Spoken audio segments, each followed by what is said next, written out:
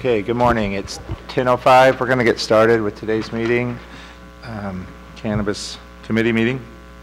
We've got an agenda. We expect maybe one or two more folks to come and fill the table up here, but we've got 5 of us here now, so we'll go ahead and roll with our agenda. Just roughly, the outline of the agenda is to discuss commercial cultivation in general. We've got that broke up into 4 categories: indoor, outdoor, mixed light, and then nursery. After that, we'll talk about some zoning and items regarding suitable zoning. And then we'll touch on number 3 today would be the roads and road capacity in general. Basically developing some questions that we would want to ask County Roads Department to come in and potentially answer for us. And some of those Forest Service roads would be a consideration. Public comment at any time when appropriate. And we'll just get started. So we've got Kate and Kurt here that you both missed last meeting. Hopefully you're somewhat up to speed. There wasn't anything major discussed, or decisions weren't made. They were we just kept moving forward with ideas and concepts and created this agenda for today. So we'll just really pick up right here with the agenda, which is the commercial indoor cultivation. Jesse, you want to give any other update maybe that would be appropriate?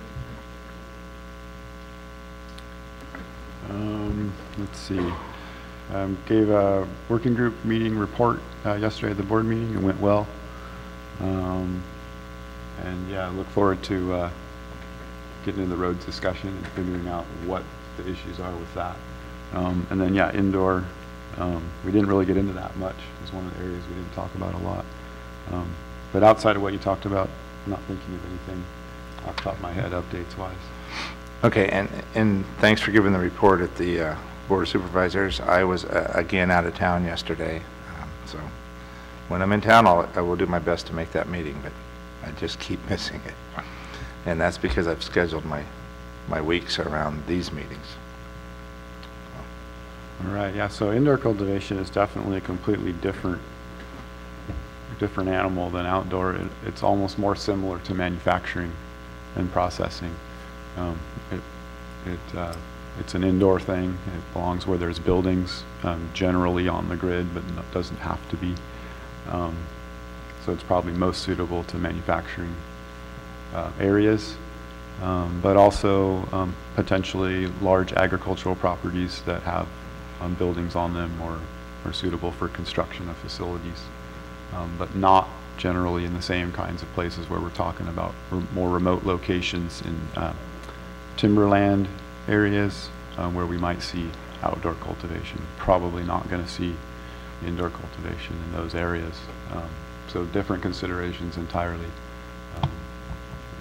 So I know both Kurt and I had raised some concerns about cultivation in the timber zones and its impact on wildlife, on water, on particularly fish and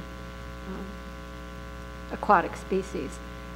I understand that there's been some more discussion about that. Do you want to table that until we get to outdoor cultivation? We can just go right to that if you want, unless you want to stick with the indoor for a minute. No, I'm good with that. Okay. I guess I would ask, in general, what are we trying to accomplish under the indoor category?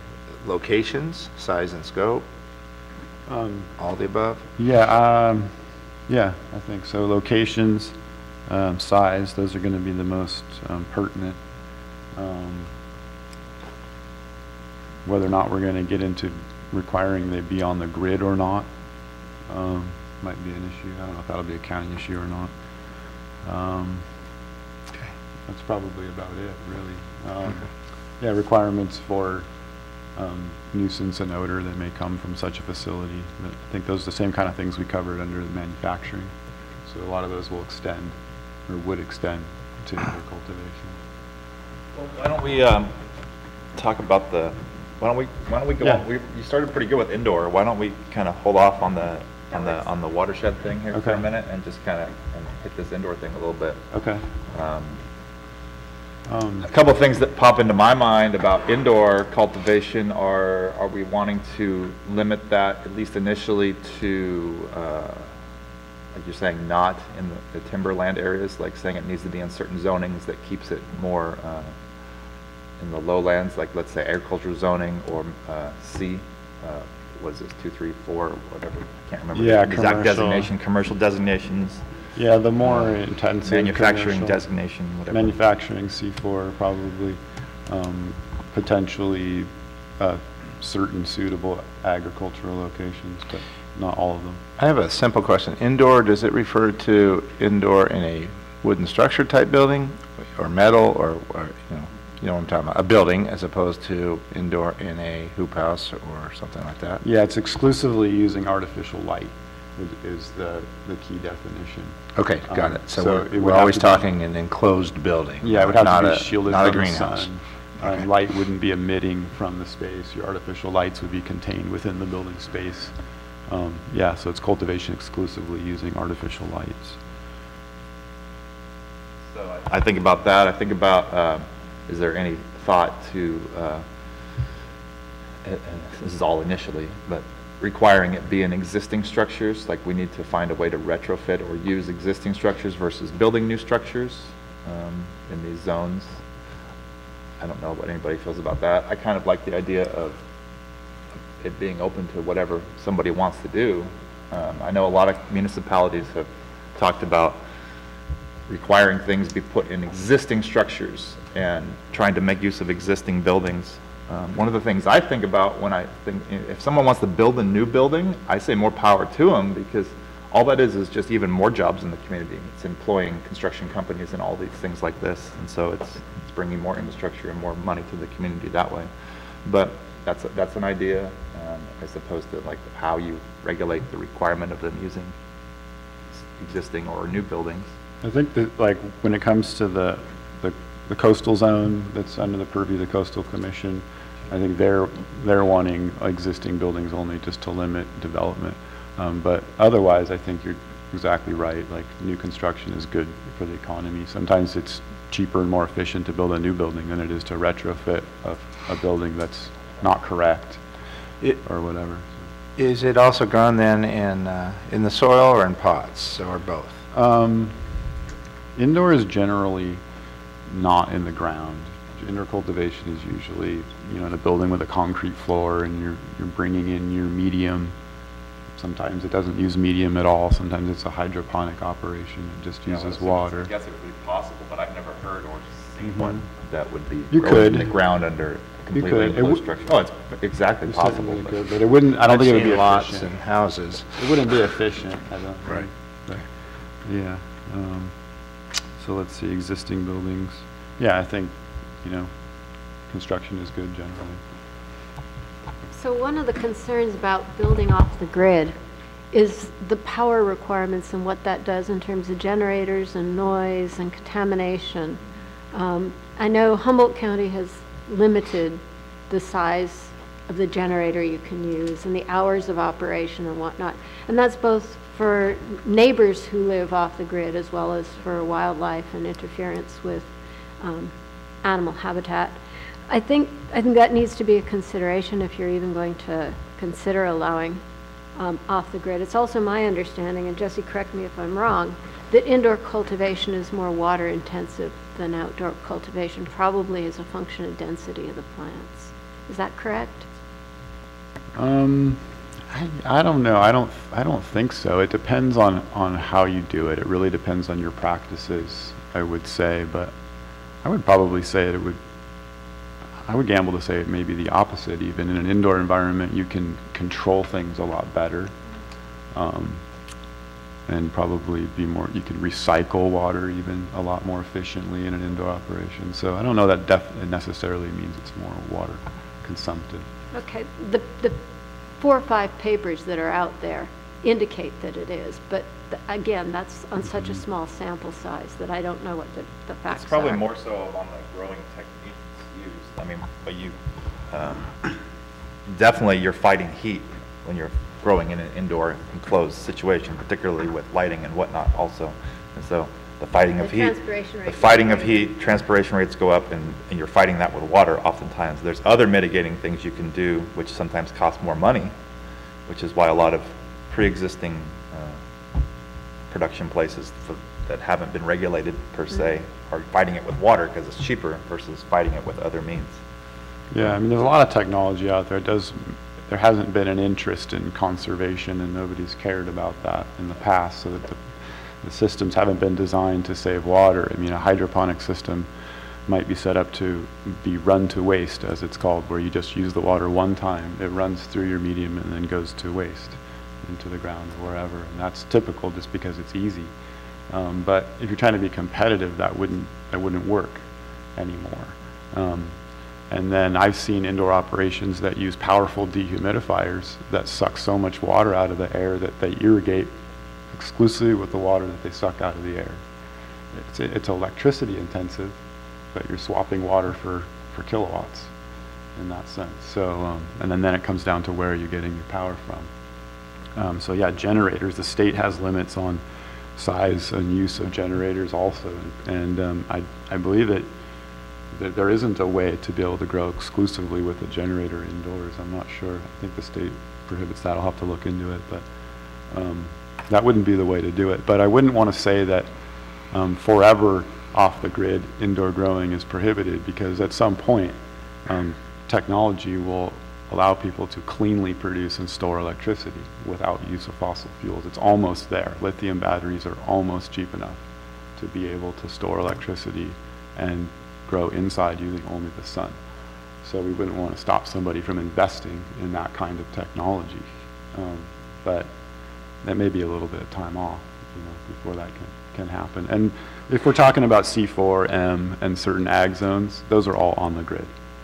So there isn't really a need to consider up generators for indoor growing anyway, I don't think.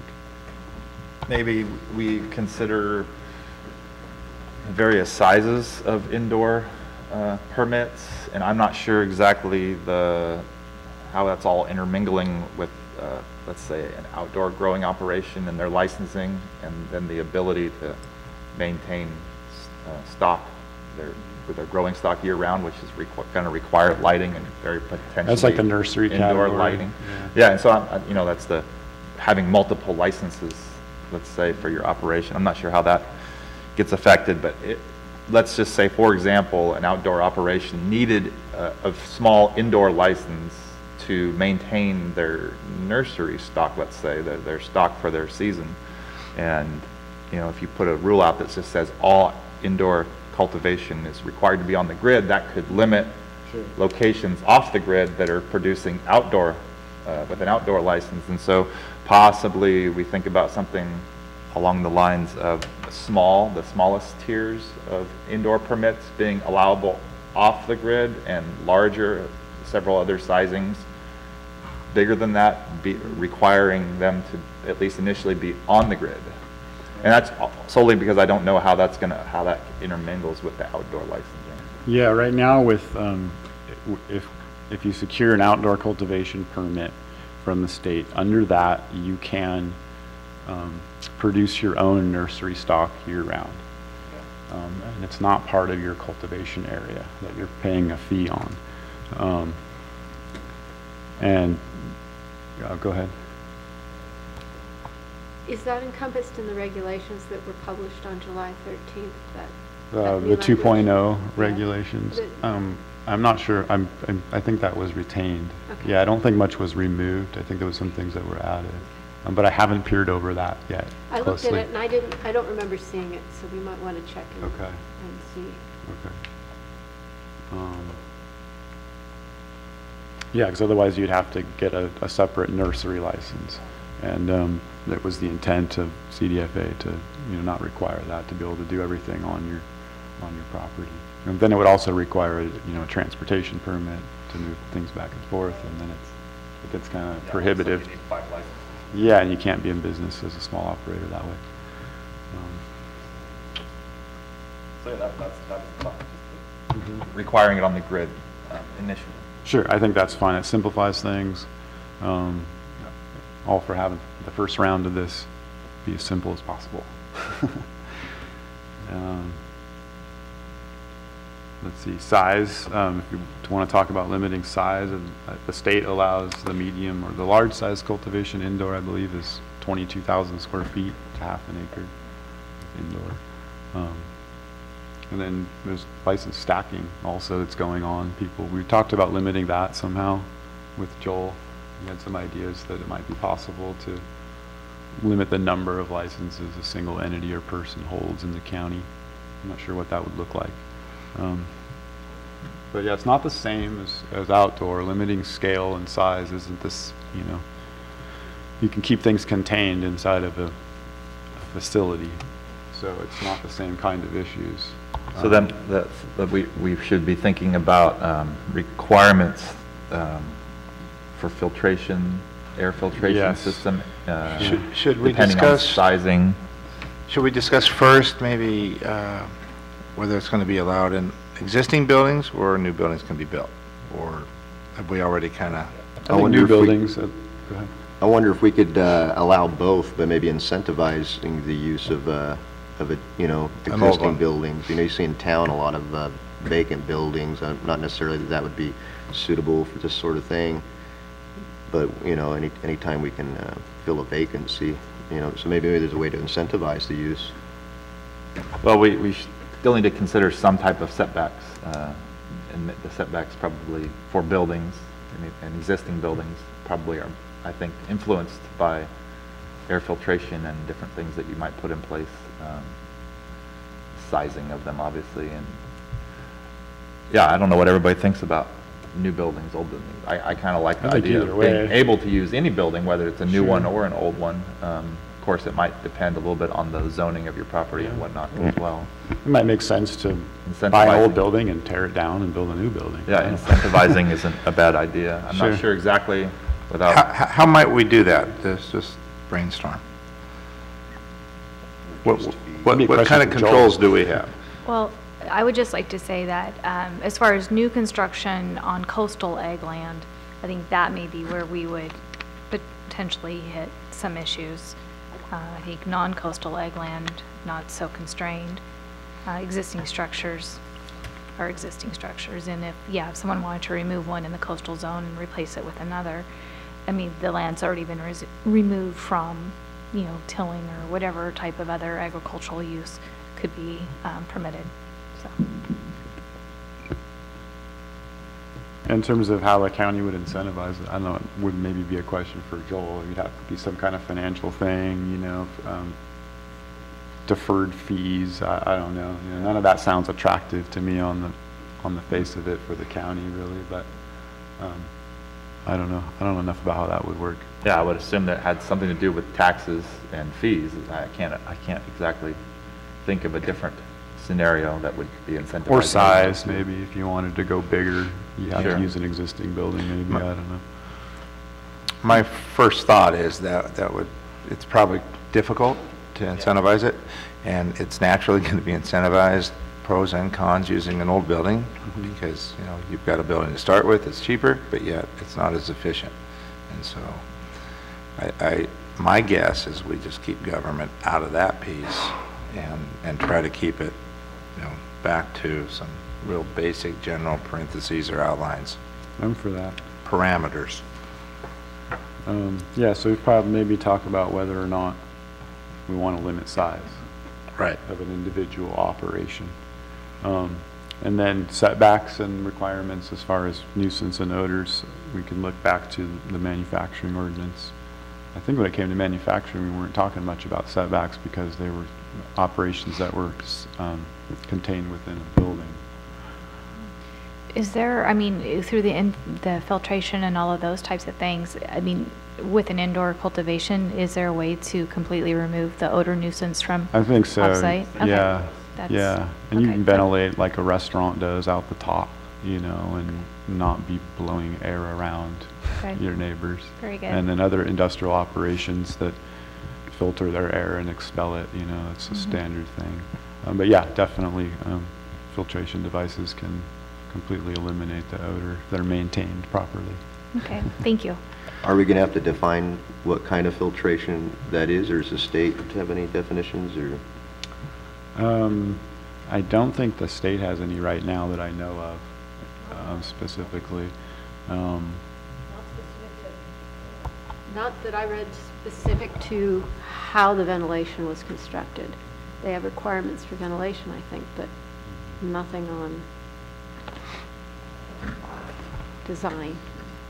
Yeah, it would be kind of in the same kind of discussions that we had about nuisance creation and how you determine whether there's a nuisance or not. And that's where the county comes in. If you can smell it, there's a nuisance. If you can't, then it's not. And then you can argue about whether or not you can smell it, I guess. But, well, I guess I would say that it makes a difference when we're talking about setbacks, right? Because we're talking about thousands of feet, maybe, in a setback on an outdoor right. grow. And if we don't put something in place regulating how an indoor grow is going to filter or suppress the smell of the air that they expel from the facility, which can be propelled out, you know, with high CFS fans and whatnot, then those indoor grows will need that same exact setback, because they can be just as bad, if not worse, from the smell, particularly in certain directions if they use fans improperly. So we either need to come up with directing the county to put forward some type of filtration requirement, particularly maybe based on size, There's lots of and different or ways. apply large setbacks to these buildings as well, which in most cases will probably eliminate most existing buildings, because most existing Right. buildings in all of these zones aren't going to be thousands of feet from maybe something else. Mm-hmm. Well, I think that there's different ways to eliminate odor, and there'll be new ways that are invented, and we don't want to necessarily have to change code when new technology comes online. I think you can just say you can't be detected from the outside, and I think Joel had talked about that, and there's a way to define that. Within a certain amount of feet from the Yeah. outside or something like that. Yeah, I mean, I think we have to be reasonable. At some level, you have to say, okay, there are going to be odors produced, and depending on which way the wind's blowing Sure. and the heat and other things, it's Sure. going to be detectable. If somebody opens a door to go in and out, Oh. to let some smell out. Yeah, I mean, I live in Smith River. On a hot day when the wind's blowing the right way, I smell Blake's cows. You know, that's part of living in Smith River, right? Sure. It's just you accept that. We have to make sure it's not a nuisance for people and it's not intrusive, but I don't know how you Sure. define that, because sense of smell is a very personal thing. Sure.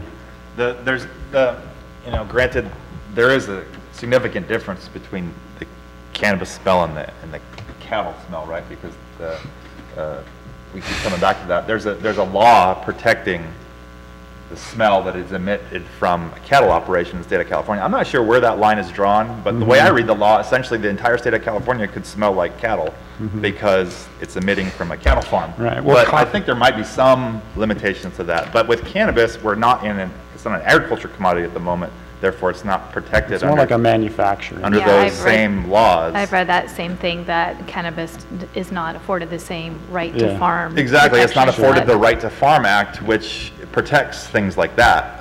Plus, So- we're talking about indoor anyway. So Yeah, it's then more we're like, talking, now we're back to a different animal with being able to limit the smell. Sure. of So it. it's like a coffee roasting facility, it emits a lot of smell. Some people hate the smell of that, some people love it.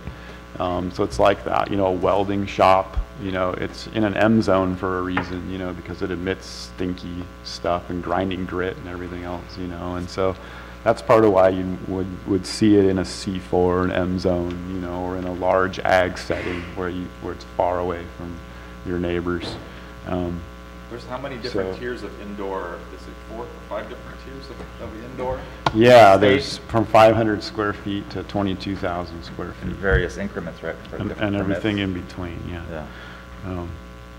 So it's similar to manufacturing. If you're doing a processing or manufacturing of cannabis, you're going to be producing all kinds of smell, and you have to be able to ventilate that space correctly and filter the air, otherwise you're going to smell it all around. If you have a building with 1,000 pounds of product in it, it's going to smell. So it's the same kind of requirements. You can't produce a nuisance, and I think Joel could explain it better when he's here, but I remember it coming up when we were working on other projects. And, So is there an objective is there an objective measure of odor? No. That, could you do it like parts per million? Is there Yeah, some? we don't have a smell. There's like, Colorado is working on a smellometer, like literally. Yeah, I grew up downwind from Gilroy, right? And the Right. garlic and other things got pretty strong, Sure. and that is part of life in an agricultural community. But if there's an my concern is that it's going to end up in a lot of arguments over whether it really smells or Sure. not, and we need some Yeah. objective criteria to The be able personal to assess cultivation thing is that. going to do that a lot too. That Right. was a concern, but There's yeah, just, on a at the larger moment, scale. there's no, I think in the United States, there's no objective measurement of the Yeah. smell of it. There will be one day. but Probably. It's going to be a while, I think. Let's And so that, in as much as it's a worthwhile thing to have, like, it's really would help communities a lot. I think particularly here, we're not going to come up with that necessarily, because it's being battled around all across the nation, essentially, trying to figure out how you calculate that, right? We start with, you know, the due diligence on the applicant's part and the county as far as the planning commission. You know, when you apply to the state, you have to have a good security plan. You know, let's make the county have a good filtration plan, you know, that has to be vetted by the planning commission, and maybe do different setbacks. You know, maybe we have a 500 square foot option that's not so difficult, but the rest of them are, you know.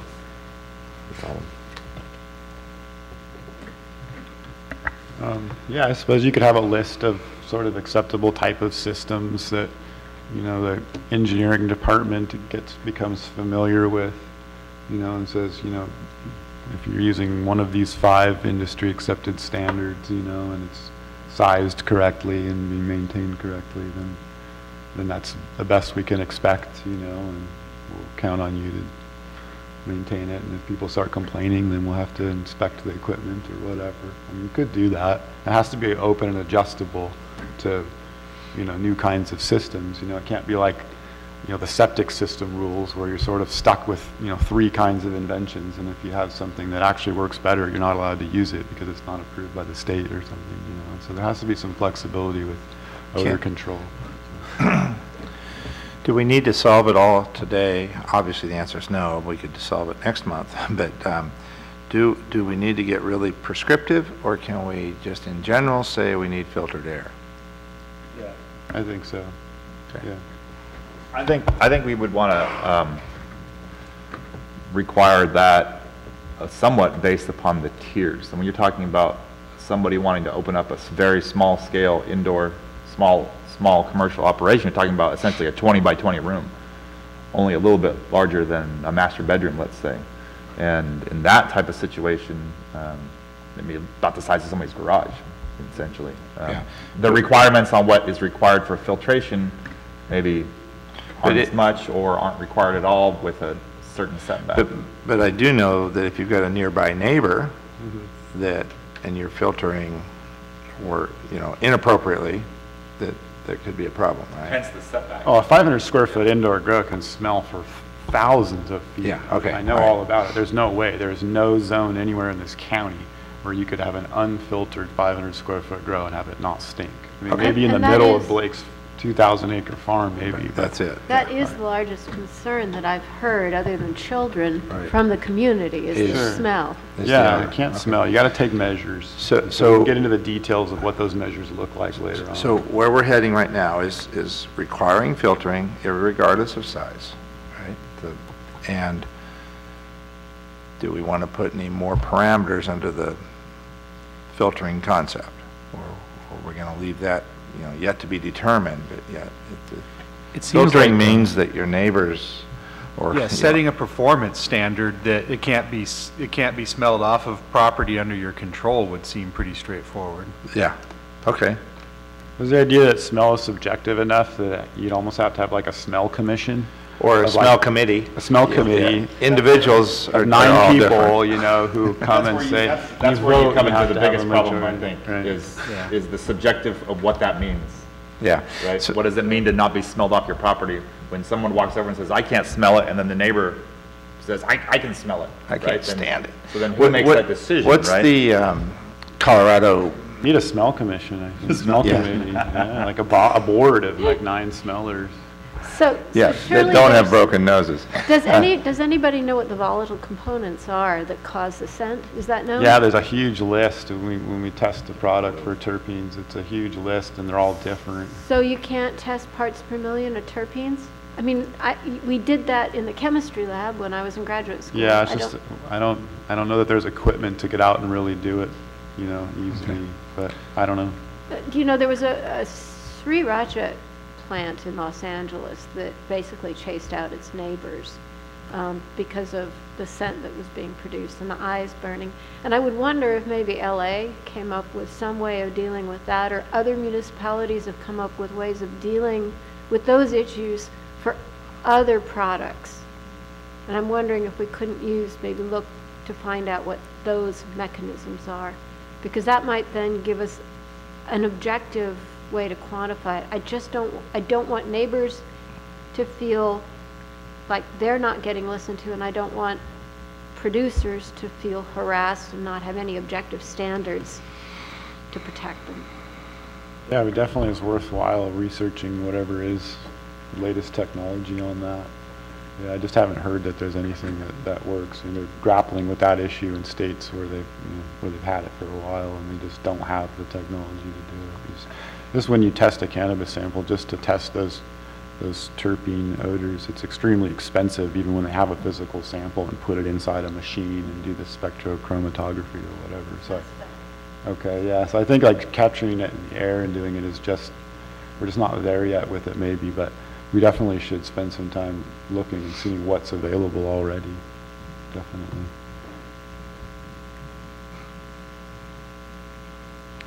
Okay, we'll try to summarize what I think we've gone over today.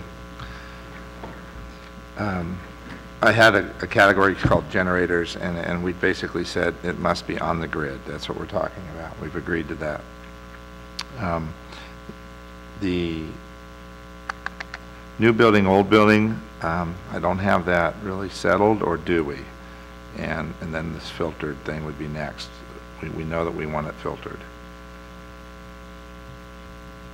I would think setbacks and zones would be, we need to get that discussed. However, I'm kind of running off of Jesse's comment that no matter, it doesn't matter how small it is, and so you really can't set back far enough to stop odor.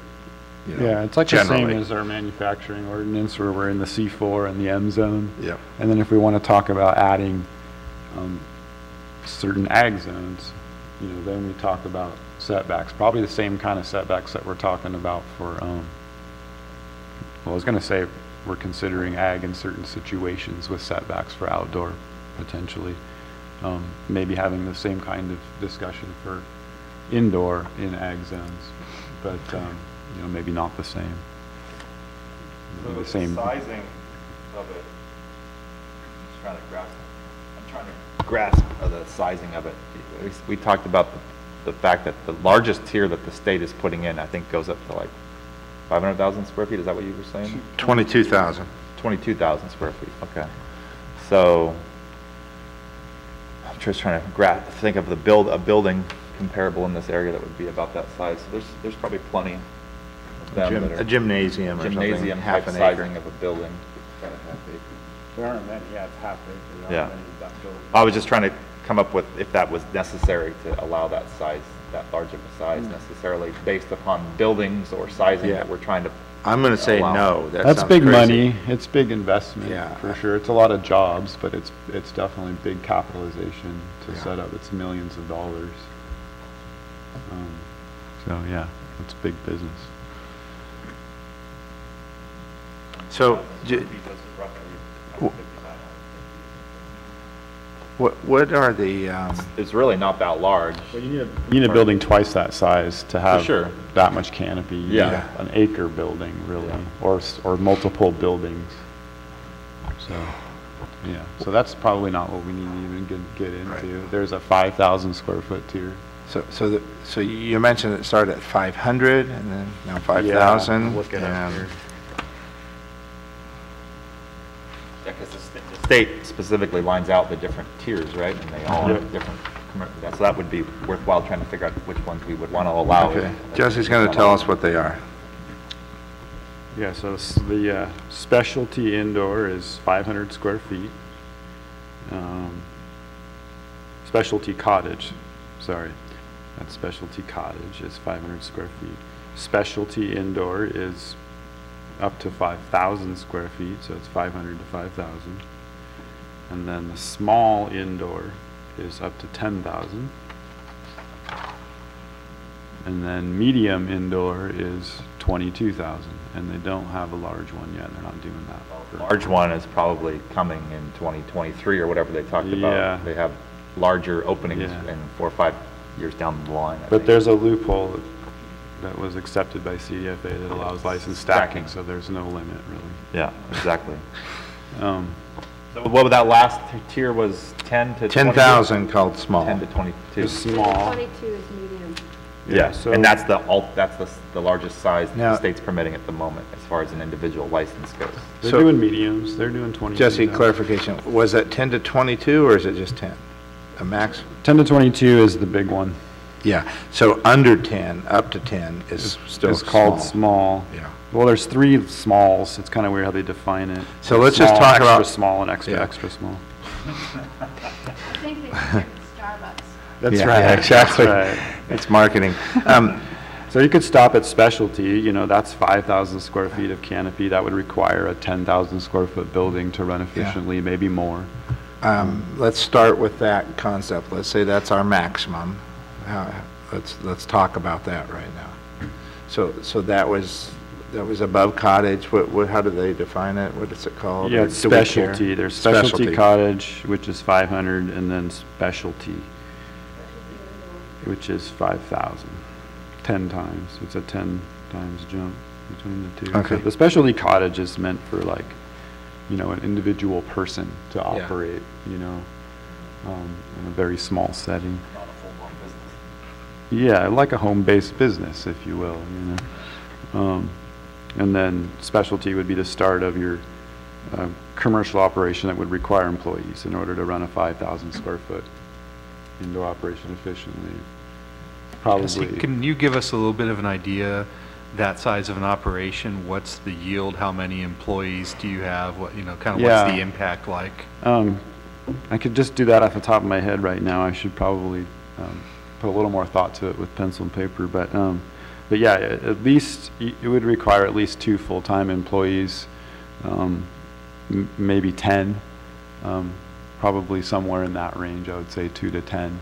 Or by the state defines them, it would be probably more like a part-time employee, because you're not talking about a year-round employment necessarily. Oh yeah, indoors Potentially you year-round, are. 24 hours. Potentially you are. Sure, it's definitely year-round. In order to run in order to pay for the cost of the licensing and everything, you're going to run it 365 days a year, probably 24 hours a day. You're going to have multiple shifts to work the equipment. Potentially, yeah, but you're also not necessarily employing a 40-hour-a-week person necessarily in that size of an indoor grow. I wouldn't imagine you would Oh, necessarily. definitely, absolutely, yeah. There's no way that you could efficiently run a 5,000 square foot indoor operation without a 40-hour. It would take way more than 40 hours. It'd probably take at least, that's what I'm saying, I think you would start at 2 full-time people, 80 hours a week to efficiently run it, rotate it, to keep it in operation every day.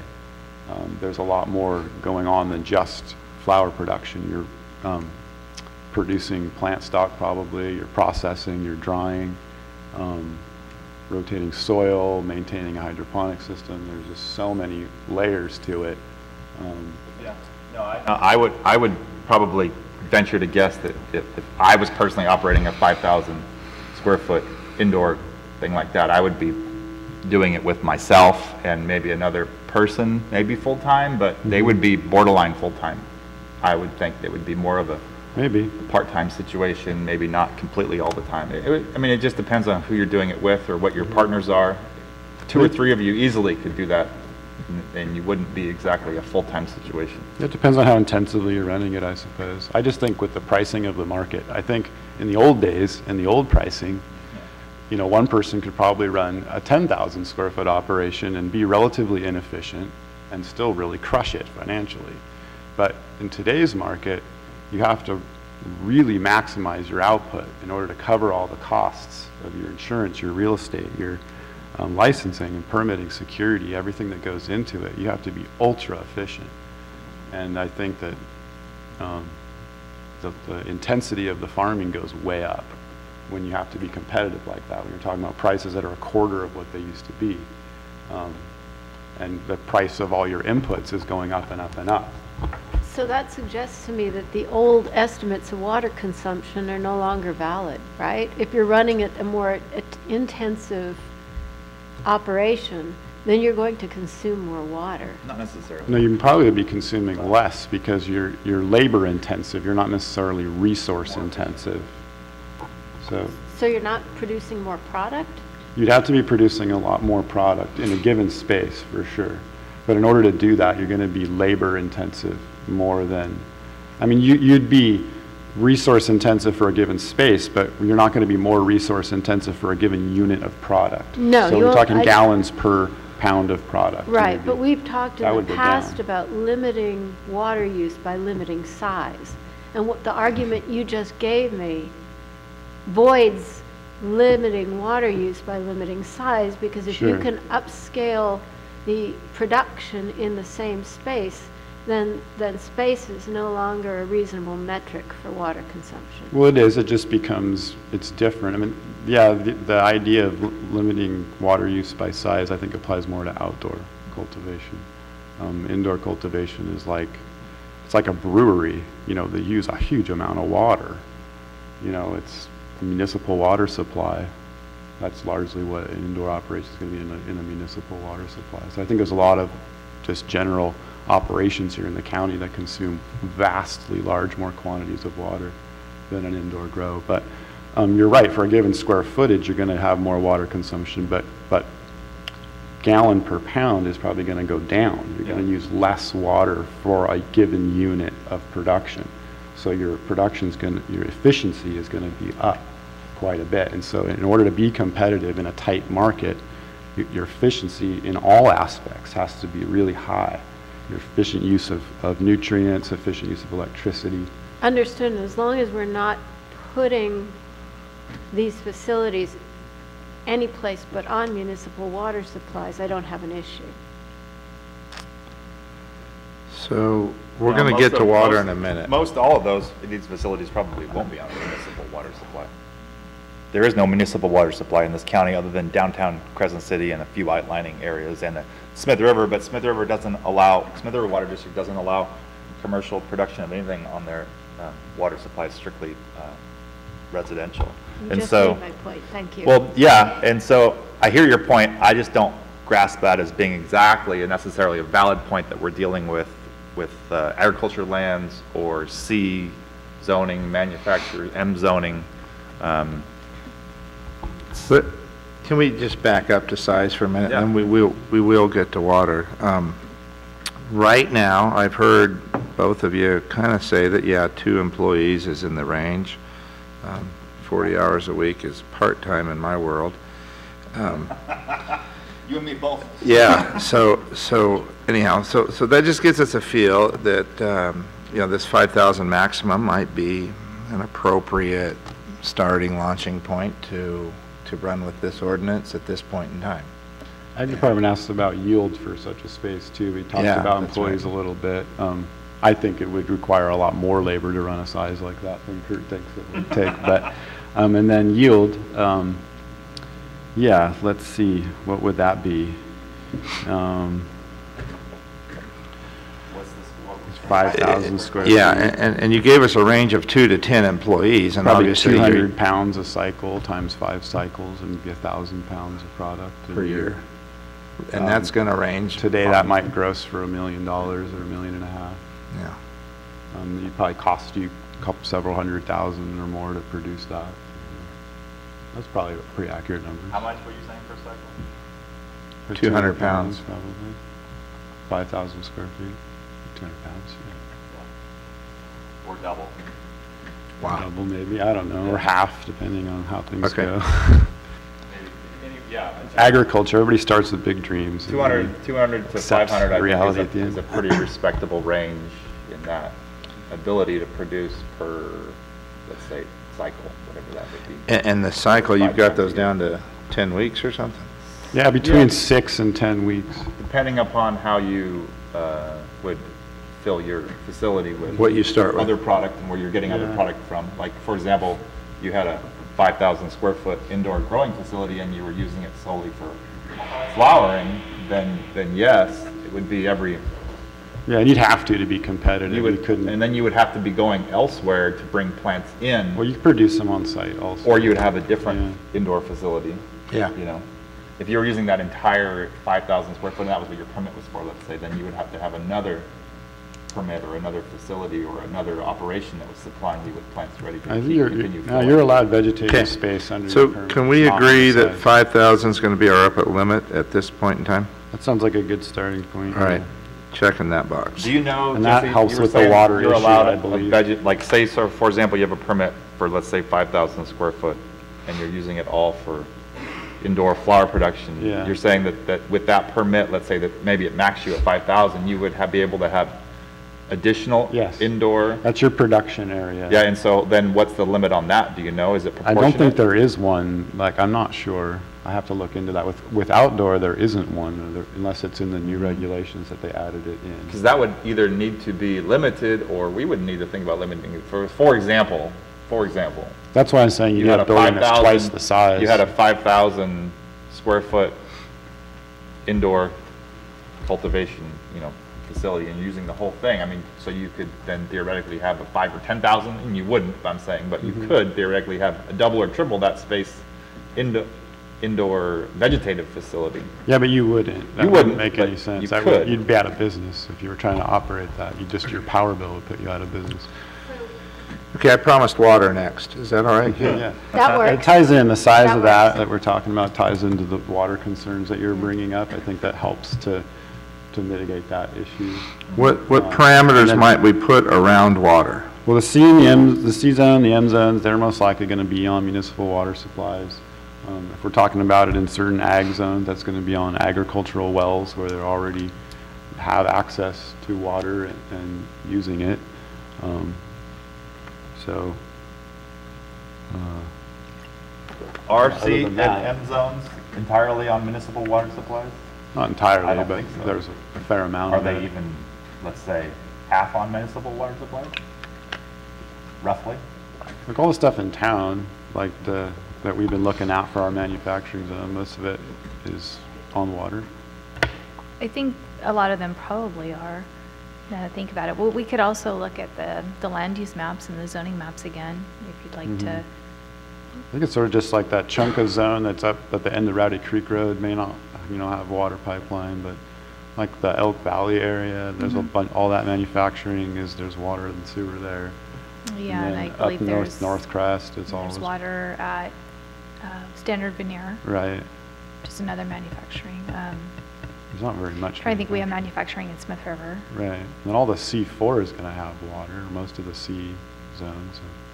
Yeah, excluding the rural Right. areas, Sure.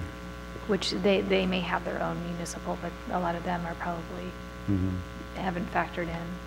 Yeah, I don't know High the intensity. exact requirements on other municipalities' water districts, like, for example, Smith River Water, Big Rock Water District. I know there are some issues with not being able to do commercial operations on the Smith River Water District. Yeah. And so essentially, if you're operating anything, if you're using that water commercially, you can't. Okay, how about So meters? anywhere in Smith River, you have to have, anywhere, let's say, anywhere up that direction, Fort Dick north, you would have to have a well to produce. And that's not an issue with Crescent City's water, municipal water? For some Crescent reason, I City's thought that was a Municipal water issue. district, I believe, allows commercial use of the water, but I am not 100% on that because I don't live in town or deal with it. So the water Yeah, board is. I believe. I mean, you mean just generally for commercial activity? I guess so. Definitely. No, for And the use of the water. Like, for example, I know people were shut down trying to grow medical marijuana in Smith River using the Smith River Water District, and I don't know what the Crescent City's. as far as for this type of a use. Yeah, when you're I have actually no using the idea. water to produce something versus just using it to wash your hands in a facility, that's different, right? That's Okay. the, Yeah, Sure, that's and a heavy question we water could- user comes in and they have to have a We could different. inquire with the city. Yeah, it's like, So- it's like basically it's like a bottled water facility. Yeah. Yeah. Using the water for commercial purposes. Or when a brewery Just comes in, selling you the gotta water, put in big pipelines and change things around. I don't think, like, I'm trying to think of facilities in Crescent City Right. that would be doing that. So he- Rumiano cheese comes to mind, but I don't think they use the water necessarily as far as manufacturing goes, but Yeah, car wash uses a huge, Car wash. it's a big commercial use of that would be a water. commercial use of water. It's probably permitted then, you're right. So how about meters? The water board wants to put meters on stuff. The water board wants to put meters on, you know. What are the cultivation sites, potential water sites. parameters we would put on water? Meters? Yeah, so you can source. require that.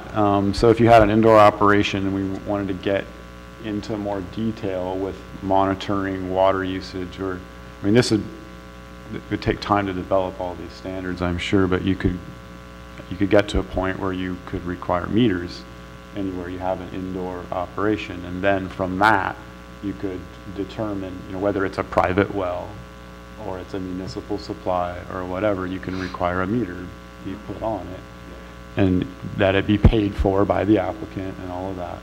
And then you could at least see what's going on and then make decisions about whether or not, you know, you're using 10 times more water than, you know, than normal, or you're only using half of what a restaurant uses, you know, so you don't have an issue or whatever. So, you know, that would be a way, because everybody does it differently. I mean, I could do it in a way that uses no water. I don't even need a water connection. I just need electricity, and I can produce water from the air.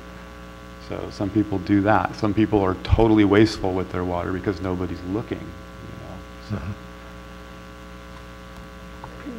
So it sounds like requiring metering to quantify would be a wise move on our part. And then the source of the water, I'm not sure that we really need to weigh in on that necessarily. It's going to be municipal when it can be, and it's going to be well when it has to be. Yeah, Other again, the than- concern comes in depending on the zoning. So for Right. what we're talking about with the indoor growing, since it's going to be C4 or M, industrial, M or something, Ag then there's less of a concern. yeah. It's like any other use. What do we want to avoid? Well, we want to avoid someone from tapping into the wrong source. Sure, like rural residential, like that's where Oregon and other places got into trouble by having very little regulation, and allowing anybody in pretty much any zone apply for permits. And so you have, you know, and other counties around California had the same issue too, I think. And the county's having no ability to say no to it. Sure, and so you have a lot of rural properties that are running already on the edge with water, and then you have all these businesses that come in that are water consumptive, and they're not adopting practices that are water saving, and so all of a sudden you have these huge problems. And so I think at least in the outset, until we know more about things like water and how to do it right, keep it out of those areas. And that's what we've heard that from the public, we've heard that from the board, and we've Yeah. had some consensus here with that. It seems like it's appropriate to put in these regulations to talk about having these permits require a meter on their water input, water source. Yeah, obviously, it's already metered when it's a municipal situation. And then if you're going to be using water from a well, then it would be metered for your permit. We could also simply say you either need municipal water or well water, and both need to be metered. And that Yeah. would be one way of controlling the situation. Yeah, I'm kind of leaning in that. It's that simple. Keep it out of the rural residential areas. I almost think if we just say metered water, gets everything. Quantify your water usage. And keep it out of the surface water systems. Sure. Yeah. Do we need to actually say that? Yeah, I think we Yeah, do. okay, of course. So Yeah, 'cause surface water draws would be illegal, Particularly for is how we would phrase that? indoor operations that we're trying to focus Yes. into let's say, I keep saying Where- non-timberland, but yeah. all these lower areas that are already, Yep. most of them on municipal systems or Yep. welled anyway. So we want you to have a formal water system, not just go out and tap into the local creek. Not a surface water system, Yeah. yeah. For these particular growing situations, indoor. So surface water not allowed, is that what we're going to say, I think? thing to start with, at least initially on these indoor. You got to allow rainwater catchment. It's in here in the state rules. We can be more restrictive than the state, Sure. not less. Okay. So right now, I just checked the box that says surface water Right. not allowed. So that's like the illegal surface water diversions are already prohibited under the state rules. We're looking for areas where we don't want to duplicate. Right. But I don't think it specifies that they can't be used. It doesn't talk about indoor versus outdoor when it comes to diversions. It just, they have to be licensed and permitted by the Okay. appropriate bodies. Okay, I'm gonna I just think generally, it might be a good idea, since we're already talking about limiting the indoor to certain areas where surface water draws are, for the most part, not going to be necessary for those Yep. facilities, that we cut it off there. And Yeah. later on, if at some point the county decides to expand the use of indoor and putting it in other areas where service area Yeah. draws may be more appropriate, then you could go back on that regulation that will be as well. dealt with then. So, Yeah. so we're moving forward with the assumption that 90-some% of all situations are already taken care of by the first couple of parameters, right? And so we're gonna move on. So I'm now wanting to just check the box that we've dealt with water in regards to outdoor, for indoor, yep. Okay, cool, we agree. I'm still unclear on the new or existing building. That's not, that box isn't checked yet. I'm looking for a little Should we direction finish there. that off there? Do we have a firm, so we know we want it in existing buildings when appropriate, On right? coastal, we don't necessarily have a choice. Coastal Yep, Commission yep. kind of blocks new buildings. I think outside of that, I think it should be just left up to whatever is appropriate for the business. Yeah, and the fact that we limited the size of the building at this point is maybe all the say-so we need to be concerned about. So if someone wants to build a new building that is in the parameter of our size, we'd be okay with that. I think what we did is we limited the size of the canopy. We didn't limit the size of the building. Yeah, This is true. precisely. This is true. So let's just talk a little bit about the wiggle room, the fluff, the gray area. So we said 5,000 feet, and somebody wants to go build a 50,000 square foot brand-new building and pretend that there's only 5,000 square feet of canopy in it, right? Yeah, that could be true the first grow, the first season, the first, you know, how does You that? can't get out, you can't cheat Well, that. in the Can't cheat in that. the No, old there's- way of doing that, yeah, they can pretend all they want, but in the new way of doing that, you're talking about county inspectors continually State monitoring the inspectors. facility, so you Okay. can't get around that. So I guess, in my perspective, if someone wants to go out and invest the money and build a 50,000 square foot building and pay a bunch of contractors to, and local jobs to do that, only to put a 5,000 square foot grow in it, then I say, go ahead, spend your money on it, build That- something, you know? I get what you're saying, Kurt, but that's kind of short-term, right? So short-term, that was a benefit, but long-term, it's an eyesore, it's neglected, it's not, it can't be maintained, you know, the general economics of the situation may not make sense, and so now we've created a bit of a Yeah, you need a big, dinosaur. you The need a other big thing- old building. Well, the other thing to recall is that the canopy is measured on, I believe, the flowering plants. Yeah, it's the mature plants. Yeah. And so you can have other Multiple plants- uses. Yeah. You can have other plants in that building Yeah. that are not mature, Sure. and that doesn't count towards your canopy. Could you So- have manufacturing in that building? I mean, you could, under a Processing. separate license, you could, yes. Well, per the um, state. For the state, under, Yeah. under separate licensing. And so, yeah, right here, under your cultivation plan requirements, you have, you know, A, your canopy area, which is your mature plants. B, your area outside the canopy where only immature plants are maintained, if applicable. And I don't believe that there's any kind of designation about that being a maximum area. How long there. is a plant immature?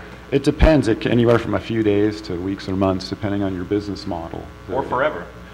Well, Yeah, that's my maybe. point. I mean, You mentioned depending it on- best, I don't but- exactly know what their definition of It's immature not is. loopholes to cheat, though. Everybody's got to remember Yeah, yeah, this. it's These not are- loopholes this sheet, but like these are- a non-flowering plant can be maintained vegetative for Right. forever. Right. But these are ways for a business to be competitive in the business Yeah. model that they choose. And so you're not going to have a space where you're, you know, producing 50,000 square feet of vegetative plants to support your 5,000 square foot grow, you would be out of business, or you're doing something illegal, you know, so. Jesse, correct me if I'm wrong, and that's because you're not going to be allowed to sell those plants either. Right. Because unless you have had a nursery different license, you right. can't go giving them to Sure. other people and selling them. They're only for your use. Yeah, you'd be running a nursery operation, so you'd be Yeah. using only the space that gotcha. you need to run your business, otherwise So- you're throwing money away. So the you've 5,000 got- foot parameter is really affecting the entire process Right. within Yeah. the building. You need a Without processing Back area. in the day, I'd say like. No, Yeah. it doesn't affect the processing area. No, I know, that's what I'm It's saying. separate. is- Yeah, right, so you need And these are so all the you can- different areas. You can have a nursery area in the same building under a nursery license. Yeah, Under a different but then, license. Right. but then, That's oh, different than this, though. That would be Okay. if you're selling plants. So you're allowed your vegetative cultivation area for yourself. It'd be your self-supply nursery, not a Yeah. nursery. Yeah, only if you distribute to other. what about That two would be- licenses coming together in the same building? Yeah, sometimes that I think that's has a to good happen. idea in my mind. I like the idea of, let's say you had a larger building, like a building that was 4 or 5 times the size you needed for a 5,000 square foot grow, let's say, for example, and you were able, and I don't know the legality exactly with the state, but if you were able to put a manufacturing facility in that same building altogether, You have to have walls and separation. yeah, separate, yes. but you're encompassing everything in the same unit, Yeah. and it. Now, that's a it's less business moving model. everywhere. That's a common And business it's a model. business that's model, happening and that's, everywhere. and Yeah. that's a good idea in my mind. Sure. That actually benefits, I don't see exactly how that would So if, not benefit anybody. if let 2 alone- licenses come together, can 10 licenses come together? That's where the dilemma is at the state level right now, because essentially, there's an unending amount of licenses that can come together. Well, Blake's talking about different people, like if you were to build a Yep. business park, Okay. you know, a huge business park, industrial park, and rent out space to 20 different cultivators. Yeah. That makes sense. A- That's, And really, I guess, let me just ask the question directly. So if we're talking about 5,000 square feet in total, originally I'm thinking, well, that's in one building, and that's a maximum. It doesn't matter how many owners it is. But if we bring in a second license, is that, my initial response is, well, that means that the 2 of them now have to share the 5,000 square feet.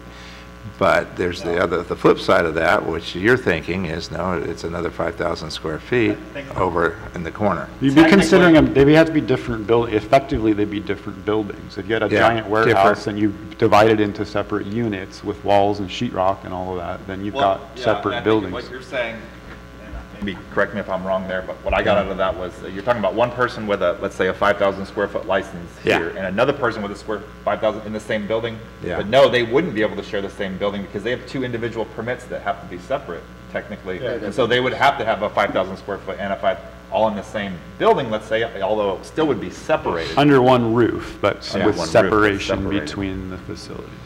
But That's standard, that's like in every industry is like this is a that. huge dilemma within the state right now, and there's Sounds a like lot of litigation going on trying to straighten this all out. It's a complete mess, and Yeah, I can Well, understand. I would not part's be not a surprised mess, at the end that of this part. year if there is a lot of lawsuits in place that are stopping a lot of this already. Yeah. Because it's So- already in the works. So I'm just going to, blurt this out because this is where I'm coming from. It seems to me that it'd be prudent for us to,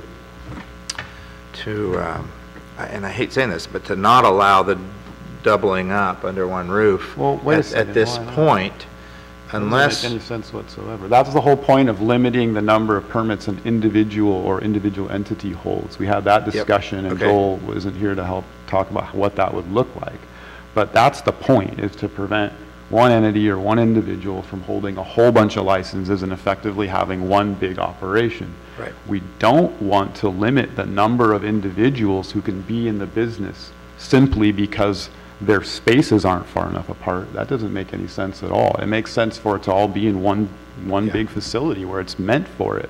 Yeah. And they're individual units and they're individual owners, just like it's all completely separate Sure. businesses. And I agree with that in general. I do. I get that. I think clustering, makes sense and it just literally makes sense for a lot of reasons. However, let's talk about what those potential gray areas and situations are that, Kurt's mentioning that there's potential lawsuits going on or there's current litigation.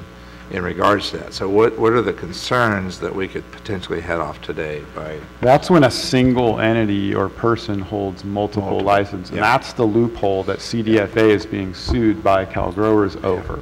So what would defies- prevent Del Norte County from saying that there is one license per individual or That's- yeah. entity? Yeah, We've already talked about crossed that. that bridge. So if we have that rule in place, does Right. that not prevent the problem? I think it does. We talked about if we wanted to have, like, one entity, one person could have a license type in 2 different categories, say if you had a, that you needed it for, right? Like, so if you have a cultivation license, you need a transport license. Or maybe you need a nursery license in town so that you can supply your cultivation license somewhere else, or something where it's appropriate, but not multiple licenses of the same type. And that's what we were trying to prevent, or a similar type. I think you're right on there. I think we would want to talk about individual persons, individual owners, not being allowed to stack licenses in the same category. Right. It's great if they have a license, let's say, for manufacturing and a license for growing and a license for selling, the same person. Sure. And that would be entities as well as individuals. Right. What I was going to say is one of the things we're encountering in dealing with the permit process in Humboldt County is that you have multiple LLCs that are a reticulated net of a small group of owners controlling large numbers of permits. And that's, I think, something that needs to be avoided. Correct. Yeah, right. We definitely addressed that specifically. And so then the way, in my mind, because there's a lot of legalities there of how you would tell one person yes and one person no, right? But one of the ways you can prevent, like, let's say, all those licenses coming together and making one larger kind of what seems to be a Monopoly? connected growing Yeah. situation is that you would limit the uses of parcels and how those licenses stacked up on individual parcels too. I mean, I think that they have to be, an individual parcel is limited to that application, right? You can't put multiple licenses on the same parcel number?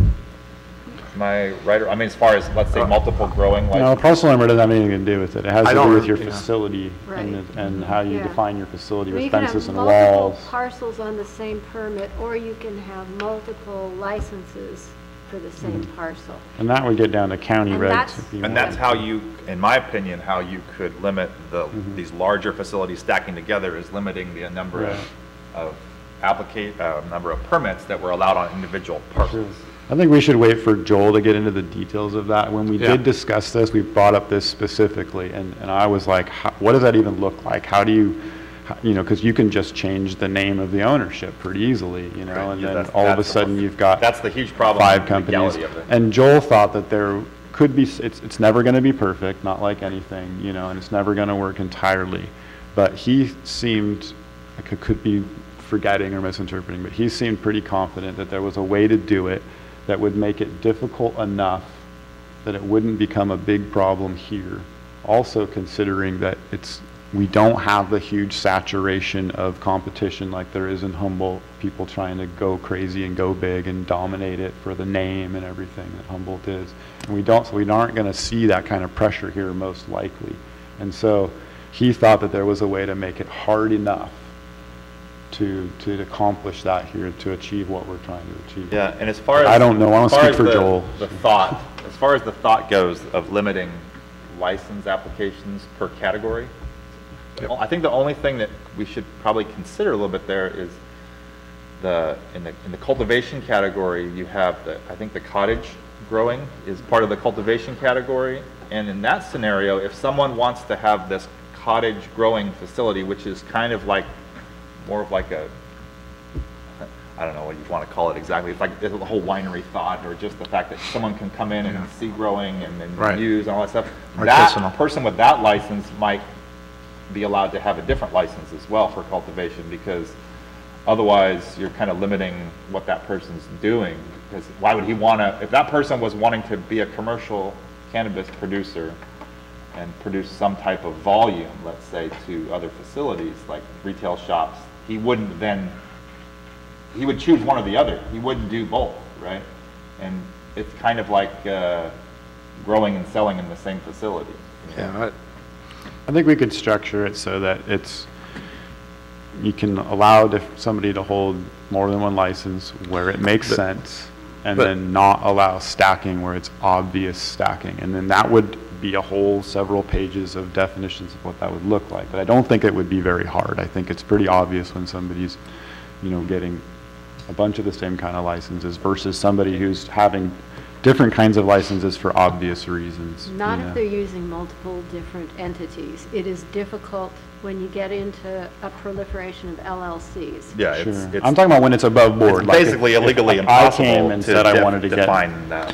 if I wanted to the get three cottage, different. the cottage growth thing actually would benefit, I think to some extent the environment as well, because if someone wants to have their grow and it's way out yonder and there's a lot of roads to get there, and they wanted to put this cottage grow up there, then you're talking about funneling people way up into nowhere, right? But if he was able to, or he or she was able to have their cottage grow somewhere on the main tract, and then have a different grow off the beaten path, let's say, then wouldn't have to choose one or the other. Sure. I mean, I'm not really, I mean, there's no way to limit it. I mean, an LLC or a company or a person or whatever can come in and purchase multiple parcels all over the place and do it. You can't stop them. There's nothing you can do. So, So- or they can open up multiple different LLC. I mean, there's nothing really you can do about it. So it's like, So the part we can it has stop, to be given a little bit. too. let's kind of get back to the stuff that we can do here. Again, I'm trying to summarize what's already been talked about. In the past, many, many meetings ago, we talked about, you know, one person, one license, one like license, whatever you want to call it. So we would still check that box in this case and say, you know, one person, one entity, one LLC can only have one like license, one license to grow. And the question I have right now that we need to talk about is how many licenses per building or per roof structure would we allow, and would we want to limit that to 10 or 20 or 5 or 2? I've always wanted to see it kind of pop up like a grow park, you know, but, you know, that's kind of my opinion, you know, but, you know, an area like Ambrose or something like that where, you know, they kind of would suit it out there. I don't, maybe there's something we could do where if you want to be a landlord in this industry, maybe you're not a licensee, maybe you're just, you know, rent, you know, I don't know. I mean, I get the idea of not allowing that because it's another way of making it more difficult for a single entity to have a bunch of licenses. Makes it more expensive, but it doesn't prevent them. It just makes it more expensive for everybody. You know, the people you're trying to prevent from doing it, and then it makes it more expensive from a legitimate business owner who just wants to. And do Jesse, business just so I'm for clear, themselves. you're saying because the cluster would be more efficient than the individual? Sure, or it might not even exist. There might not even be 20 facilities, you know, that would exist in the county if they all had to be on separate parcels. That might not even be able to happen, you know. So. Another way around it would be to say that they have to be clustered, right? Focus the Sure. nuisance in a single spot, and then limit the square footage owned by a single entity or used by a single entity. That's another way. Which we've already done with 5,000 Right. today. So, Well, Yeah. enforcing, you know, permitting requirements in a grow park would be easier for the regulators. I mean, maybe a way to do it is you get a discounted permit, you know, if you were in a, you know. What would that incentivized look like, industry. though? You have to wait until you get neighbors before you can operate? I mean, that doesn't, I don't know how that would work, you know, you have to I say. don't either. It's just another way of. Right. So Kate, can you say it again? You said requiring clustering, right? Or, By limiting the areas that are available for commercial indoor production, you would limit, you would So- force clustering. so give us Right. an example of limiting the available areas by saying there's only 2 spaces in the county, or? Let's say we could restrict it to just M sites, right? M-zoned properties. That would Yeah. be one way of limiting it by Sure. zoning. Right. Yeah, so we're pretty close to that. We got C4 and M on the table here, and potentially ag. C4 is pretty similar to M, and because we have so little M sites, that's why we included C4 with the manufacturing stuff. But you could further limit it to just the M zones. Yeah, that wasn't a proposal, that was just an example. Yeah, right. Yeah, I think that works. I think that by zoning, by limiting it by zoning, does encourage the clustering and the efficiency of it, so it's not spread out. We haven't talked about as a group really whether or not certain ag sites are appropriate for this, though. Let's talk about limiting it to M zone. Just say that's what's on the table, and we're going to do that, and then we can go through ag and everything in between, you know, during this discussion. And so limiting to M zone only with the concept that that would encourage clustering. Is that fair? Mm-hmm. So M zones are manufacturing zones, and you know, there are, I don't know, at least 5 of those around the county that would be potentially available, right? Yes, everyone's saying yes. Okay. Maybe, So, I mean, everything's potentially available, but a lot of things are probably not available. gotcha. In a certain way. And so in the end, if you did that, for example, since we're talking about that, if you said only in manufacturing zones, the real question would be, are there any manufacturing zones that will even allow it? And then therefore, if there's not, like say all the owners won't sell or won't do that, then the county has essentially not allowed it. And so, I don't know, in my mind, I'm thinking more of the zones we've already talked about and making a little more scope of the possible locations that people could use to try to find a location that they can actually use or buy. Is there any wiggle room with us allowing a little bit more liberation for the 500 square foot scale? You know, having a tier for 500 square foot that maybe that's allowed on an other parcel, zones. or, you know, it's appropriately vented, or. Yeah, that's what that tier is for, is to, but it seemed like we were kind of avoiding that a little bit in the interest of simplicity. So at least in the first round. Talking about if I would the low end, 500-ish square foot grouping. They put that in C4. Extra small or whatever that could Right. be, and even more than like C3 or Well, the 2. question was, is there wiggle room to allow it in other zones? And my gut is, yeah, I think there might be. Right? Yeah, C4 is so close to M that it would be, it makes sense to include that for either all indoor, or if you wanted to, you know, move some of the small, like the small tier, 500 square feet into C4, that might be an appropriate way to not so limit.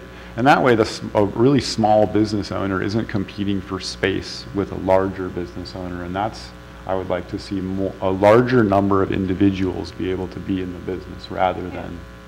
I mean, the goal is to limit or mitigate adverse impacts, right? Yes. And to avoid any kinds of impacts that are detrimental to residential zones or pose a risk to anybody. So as long as the zoning makes sense to do that, then I think that's what we're trying to think about. So you're saying you would allow C4 in because it probably meets all the parameters? If it meets those parameters, yes. And C4 definition quickly is commercial, larger space? Goodness, what is it? It's a heavy commercial, I believe. I Yeah. can Yeah. bring it up. It has a lot of the same uses as manufacturing. Yeah, It's it's just almost the similar. same. Well, it makes sense to me, so I'm now adding C4 back to the M zones, and so. It's adjacent a lot too. So- C4 is right next to the M. in So our places. little statement now says that we are limiting this indoor commercial to C4 and M zones only. Yeah, and maybe only the smaller tiers for C4, depending on how the discussion goes further. You want us to open up that one? Go ahead. Oh, we did already. I was just, Okay. if either C4 and M for all indoor, or M for all indoor, and then C4 for only the smaller tier. Oh, That was the idea. If we wanted to Got be it. more restrictive. And then that also allows, it makes it so that there's available space for a small So- business operator in the Yeah, C4. They got don't it, have to got it. compete financially with a big operator. so we just amended my little note here to say M zone only. However, cottage could be included, cottage grows could be included on C4. Right. And all nodding yes? Yes. No, I'm not nodding yes on No? that. Oh. Not yet. We can. I was just gonna maybe. Well, I'm not going to nod yes on the fact that we're not going to allow anything larger than 500 square feet on C4. a C4, like, most of us you wouldn't even know what C4 and M is if it was sitting right in front of you. Well, maybe it's C3 then. and- Maybe Yeah, it's- and then we're not even talking about C3 Right. using. And remember, we Now also we're had a getting use mission permit creep. process, Right. which is going to Right, be the use another. permit process. But can we're now limit getting it. mission creep. We've gone from M only to C4 and M, and now we're talking about C3. Yeah, it's the process of Well, conversation I think and we discussion started the creeps conversation along. talking about C4M and ag zoning all being okay. We started from a total ban And then we- and with then no we- cannabis and then we anywhere, talked about and we're back to creeping M. along.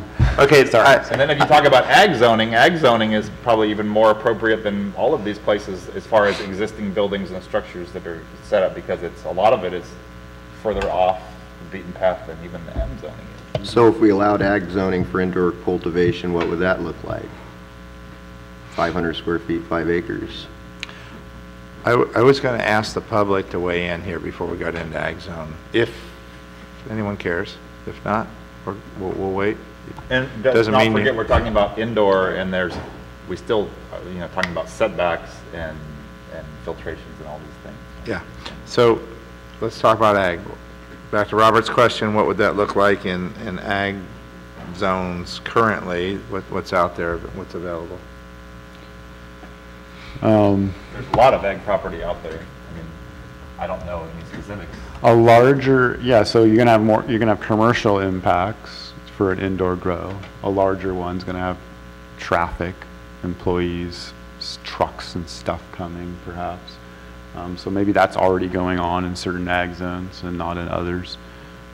So the same kind of considerations that we're having if we're talking about outdoor grows in ag zones.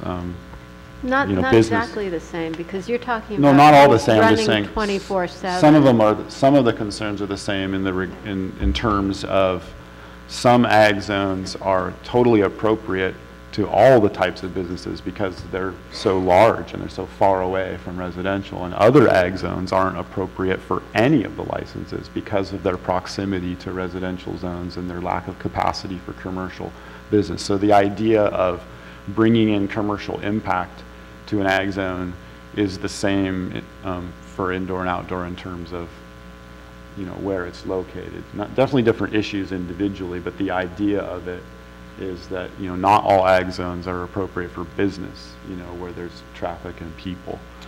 And I'm going to ask this question. Right now, I understand that, cannabis is in no way an ag crop at this point. Where do you all see that going here in the near future? In some ways, it's defined as an ag crop, in other ways, it's not, and it'll probably remain that way for a long time. At the Yeah. moment, the federal government is investigating and leaning towards, in my opinion, of just seeing what's happening, leaning towards separating hemp from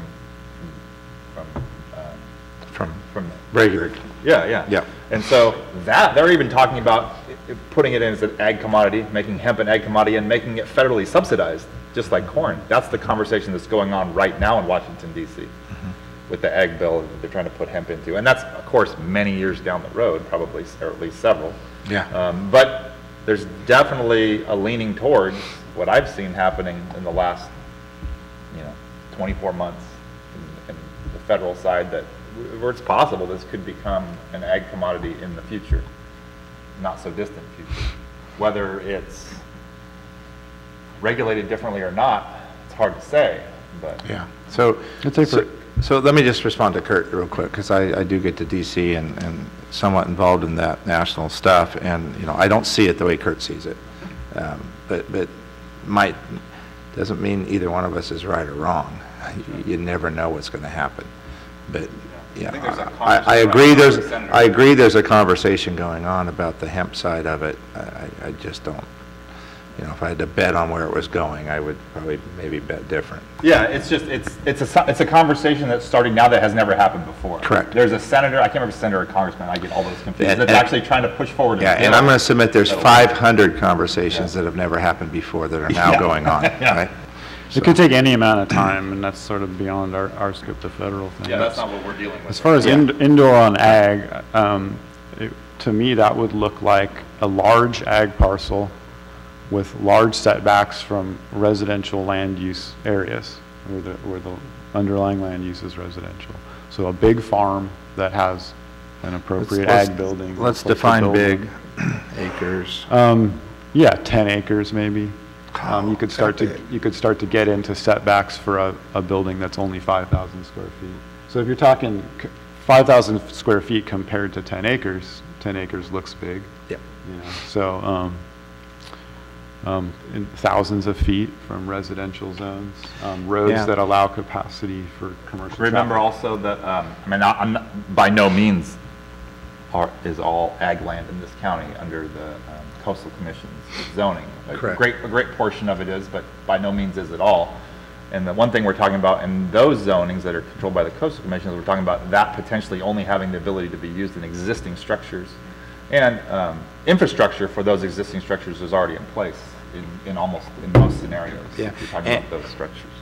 And what's the coastal zone's opinion on hemp? Are you thinking it would be allowed at some point? Yeah, that's different And than cannabis regulation. Cannabis in general would come It's not later? under even this regulatory thing, though. Hemp's totally different. I guess somehow I was under the impression that nothing like that was allowed in the coastal zone at this point. That's correct. I don't know what the Coastal Yeah, Commission so- says. so- about it. There's so no what- state-approved hemp program yet. Yeah, when we talk about ag lands then being available for marijuana or cannabis production, we're really talking outside the coastal zone at this point, and then I'm kind of thinking I need to refer to the map because I get, Well, the Coastal I don't Commission's know where they're permitting at. it in existing structures. Commission's permitting it already. They are, Extensively okay. in the state of California, in existing Yeah. Structures. facilities and structures. Okay, that's, Sure. I don't know They're about completely hemp open or to not. that. all right. Because hemp isn't underneath the state regulatory structure, and so it's not part of most counties' regulatory structure either. So when you approach the Coastal Commission for your hemp project. Well, it's I totally mean, that's different not than necessarily cannabis. true, Jesse. The Oh. state of California put hemp in a farm, I can't remember all the terms, act, bill, 4 or 5 or 6 years ago. Sure. And wrote into it that, and then the feds okayed it with the way they redid their bill, saying if a state okays it, then you can go forward. And so that's where all of a sudden the talk of farming hemp in California has come forward, and it's in. But it's there, they just farming haven't bill finished or yet. act They or have a something in group like California. this, and they haven't met in a year. Yeah. So And so they're- they just stalled it. And I haven't heard of the ability that the Coastal Commission is telling people they can't grow hemp in the coastal zone. I've heard the opposite message. Yeah, I've heard that it's okay. But again, this is all brand new. sure. I know very little Uncharted about the territory. hemp, and I just want to make Okay, clear so- that it's not under the state regulatory structure, and so it's not under the county regulatory structure that we're working on. So let's back up. The question at hand right now is, do we allow indoor grows commercially in ag zones? And we really just need to go pros and cons. We've already talked about C4 or M is a yes, and C4 would be a cottage only. And so now we're talking about ag zones. And I guess if I say I'm against that, I'd like you all to say, talk me into why it needs to happen. You think we don't have enough zones already? Enough space? I'm not familiar with all the M zonings per se in this Yeah. entire county, but I would venture to guess that limiting that size of grows that we're talking about, 500 square feet and up, to M zoning, you're essentially limiting it out of business. In my mind, with not knowing what it all looks like all through the county. Let's talk about the C4 versus C3 and the size allowed there separately from the ag question. So that's a good question, Blake. I'd love to convince think- you of why. Oh, go ahead, I think we Heidi. need to stay out of C3. Okay, I think you're going to have too Sure. many interfaces with Okay. And then- other uses that Right. may not be compatible. that sounds like good So input. you just said stay on C3? Stay out Stay of out the of it. C3. I'll stay out of, C- I would Then we can perfect, talk, good. then on the So- C4, maybe we'll have So further. stay on C4. C4, and then maybe we can have further discussion about whether or not to allow other sizes than just the 500 square foot in C4. Since Okay. Kurt's against limiting it to that, but others would like to see them. We can continue that discussion. And then, 500 square foot is, sure. Unfortunately, Not very large. you could go somewhere in between. The state doesn't have an in-between, between 500 and 5,000. The county, I suppose, could come up with one, but then if you had a 2,500 square foot one, you have to buy a 5,000 square foot license from the state. right? So it You're gets talking about that expensive. expensive, yeah. So on ag, to me, all of this comes down to property rights. private property rights and the right to be in business under California Business and Professions Code, as all this is defined under. So that's where I'm coming from it at. With also the caveat that it's not appropriate everywhere. So I don't want to see a blanket across an entire zone on principle, So, Blake, is all. can I ask a question? Sure. What is the harm you're trying to prevent by keeping it out of ag zones? I'm just starting from the premise that I was the guy on this committee that's anti-marijuana in general. I would say you've been that's joined all. by somebody else Yeah. who is representing Sure. a group that's anti-marijuana as well. But I think since it's licensed, we need to ask the question, what kind of harm are we trying to prevent, or what kind of good are we trying to foster? Yeah, no, I totally understand that. I'm just posing the question from that perspective, so that it just flushes and cuts right to the quick. Let's get the debate going. Exactly. Let's not pretend we're going one way or the other. Right. Let's just get the debate going. Right. So that's It's just, all I'm it doing. seems to me like there are a lot of buildings in this county in property that's more than likely zoned agriculture, because I don't know all people's zonings, but I Right. can see empty fields and I can see buildings there and buildings there and buildings Yeah. there that aren't really being used. Yeah, old barns that no longer get used that much. In metal sheds, all these different things, you know, larger 50 by 50 shed or something like that. And those facilities seem like, wow, that's a perfectly Yep. proper use for an indoor growing facility, as long as it's maintaining the same setbacks we're talking about on other properties and doing all the same things. I mean, those zones Yeah. probably have access to water and power and all these things that we're Yeah. needing. So the reason I So- asked the question the so- way I did is... Let me answer it. At this point, you know, I'm involved with California agriculture, have been my whole life, and I sit on the State Farm Bureau Board of Directors, and we oversee all ag commodities and try to represent those both in Sacramento and DC politically. And so we're involved in conversation that's affecting everything from immigration to, you know, world trade and all that stuff. At this point, my understanding is crystal clear on this. This is not an ag commodity. And so I'm going to just sit with the premise that, hey, I'm an Aggie. I've been an Aggie my entire life. All right? I want to do ag crops on ag property. It's that really bonehead basic for me. And I understand what Kurt just went through. I get that. I don't like seeing these old buildings sit vacant and empty. And if we can rejuvenate that, I'm all ears. And so I'm open to some of this, but I'm starting with the idea that it's wrong. So So is there a way to preserve the character? Is there a way to preserve the character of those buildings, the character of the agricultural land, and the ag properties that you value? Yeah, I'm going to At the say, same time. I also grew up in Humboldt County, right, where I've seen this thing just go from, you know, farmers and ranchers, dairymen, cattle people, to, you know, absolute chaos. Yeah.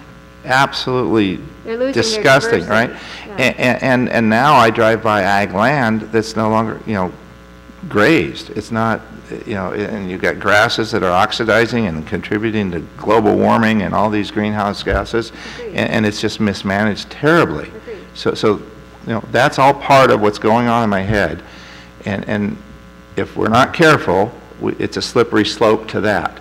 Now, I'm going to say that we are extremely careful here in Del Norte County, and I'm proud of that. We are handling this maturely and like adults, and we're not pretending that we're all on the same page. We're you know, kind of struggling through the issues and debating them, and we're trying to come up with policy that sets parameters and parentheses around the scope of this cannabis business within our community, and I think that's wonderful.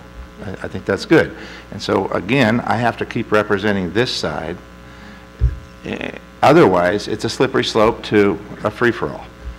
Yeah, I totally get that, Blake. Yep. I see exactly where you're coming from. I'm a fourth generation Yep. farmer, even, you know, and grown up in agriculture my whole life too. And I am not going to sit on this board and pretend like cannabis is not a plant that grows, and it grows just like every other agricultural commodity that can be produced under ag laws. It's just that we are not afforded the ability to classify it under the same laws that every other plant essentially in the United States of America can be classified under. And so in my mind, I get that, and I hear exactly what you're saying. I want to maintain the integrity of these agriculturally zoned areas and properties, and I think cannabis, under the laws that are in place right now that we're talking about, does just that. I think it's essentially maintaining an agricultural crop, even though it can't be exactly quantified as an agricultural crop legally at the moment. And so you're growing just like you would be at any other greenhouse, nursery, or indoor growth facility that would be allowed to grow, let's say, tomatoes indoor. This is no different as far as using those agricultural properties. So, just my 2 cents on that. Kurt, you're making a good point, and you know, I'm willing to look at the map again, right? I think at some point we do need to go back and refer to the map. We're running out of time today. We're down to 19 minutes. But I think we should look at the map again, pick up where we're leaving off, and be open-minded to the concept that, yeah, we might let this happen in some of the existing buildings. One of my biggest concerns is the loss of agricultural diversity in this county. And I think we definitely need to put rules in place that prevent that from happening, like it has happened in Humboldt, and to prevent mismanagement of the land. Because you're right, the land in Humboldt County has been grossly mismanaged. And a large part of it, not all of it, but a large part of it has been driven by illegal cannabis cultivation. And so I think the way we structure the rules here can do much to prevent that harm. Yeah, I think agricultural diversity is a good thing too, and what we are experiencing right now in this county is a lack of agricultural diversity already. There are many agricultural entities that have been in business the last 50, 60, 70 years that are been driven out of business in this county, whether it be financially or for any other reasons.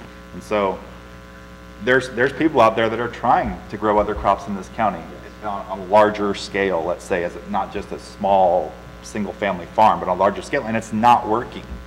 It's almost impossible for them to make it work, and they do it, and then they drop it because they can't make it work. And so, yeah, we need agricultural diversity, and this is one of the things that can help diversify the agriculture in this county, because right now the agriculture in this county is really tight. There's not a lot of diversity. We've got, you know, cattle and grass and lilies, and that's about it. And everything else that's tried to be interjected into this county doesn't work financially. I'd like to speak specifically to what you're talking about, Blake, and I agree, and I've seen it in Humboldt, and it's largely been a function of the price disparity of cannabis, whether you want to define it as an ag product or not. You know, I'm a farmer, you're a farmer. And the thing that makes it different with cannabis is the price. It's what turns a farmer into a gangster, basically. And you don't utilize your land. You might have one barn, and you're making a bunch of money in there, and you don't care about your grass, and you don't care about your neighbors, and you don't care about utilizing land, taking care of it.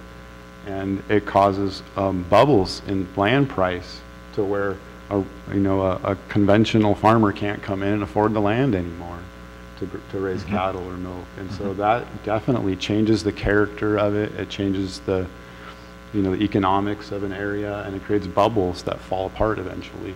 And that's what's happening. It's happened in Humboldt slowly, and then all of a sudden the bubble grew really huge all at once at the last minute. And so I think those are definitely valid concerns. And I think that nails my concern. Sure. I think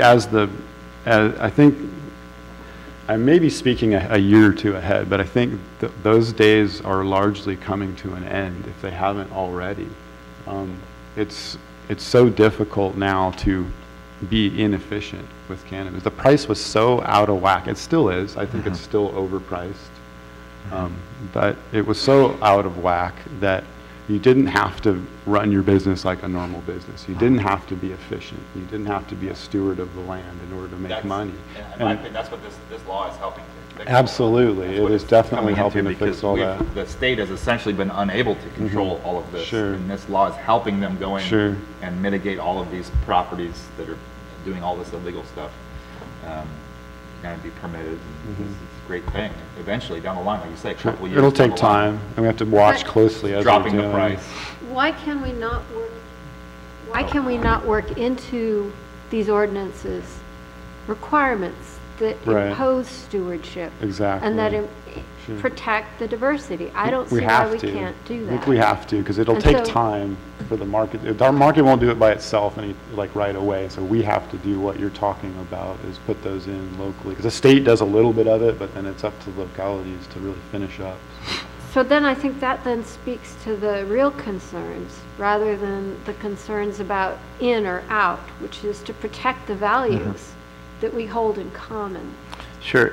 So Kate, let's just, I'm going to play with that concept. I think you're going in the right direction. So say I want to require grazing on the ag lands that aren't being farmed, right? So they're just out there growing stuff. And what I'm Candy really, and other garbage. yeah, what I'm really saying is somebody has to go out and manage and harvest that stuff. Right. And so let's let cattle do it at a minimum, as opposed to just letting it go. Like state lands or other properties that just literally get forgotten or neglected or just set aside. You know, that in our society has been deemed a good thing for the last maybe 30 years that I'm aware of by some, and I'm here now saying time out, that's crazy, that's stupid, that's wrong for a lot of reasons, for wildlife, for everything. And so I would propose that we require some sort of management outside of the building that, you know, encourages green grass to stay green and get utilized. There's been some talk in the past of incentivizing other uses of land for Yeah. cultivation, incentivizing production of food on these farms in some way. I remember we talked about that with council a long time ago, and there wasn't really a way to make people do stuff. Right. But there may be some way to incentivize people to Yeah. further utilize the land. I don't know what that would look The like. language that Kate used there is kind of in line with that. I'm just trying to like You know, define it quicker. I think there are some structure in Marin County that was put together in order to preserve the agricultural lands that remained. And we might look at some of the other counties with an agricultural heritage who have worked to preserve that. Land trust. Right. Land preserves, yeah. I'm very familiar with all that. Yeah. Hey, Blake, can we hit roads real quick? Sure. Well, I was thinking we haven't opened it up for any public comment, have we? Yeah, We tried. We tried no Beginning, but one? there Yeah. Okay. We're all, We do need to a hit- lot of eye contact. and We do we're- need to we're go- on the same Okay, page. good, all right. We do need to go over the roads thing a little bit so that we can get some questions Nothing is what to you're saying? Heidi.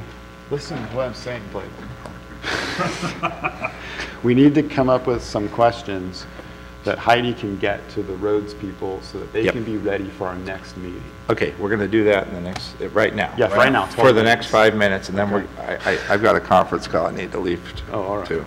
So let's, so the road concerns, roads are not paved roads, gravel roads, access roads, Forest Service roads, whatever, County right? maintained Right. roads. So just start. What are the concerns? Right, so I spoke with Rosanna at the engineering department a little bit some time ago, and she brought up some things that I had never thought about. Gravel roads have definite limitations for commercial traffic, and there's, I don't know, some metrics and rules around that. And dust creation is a nuisance creation that you can't do.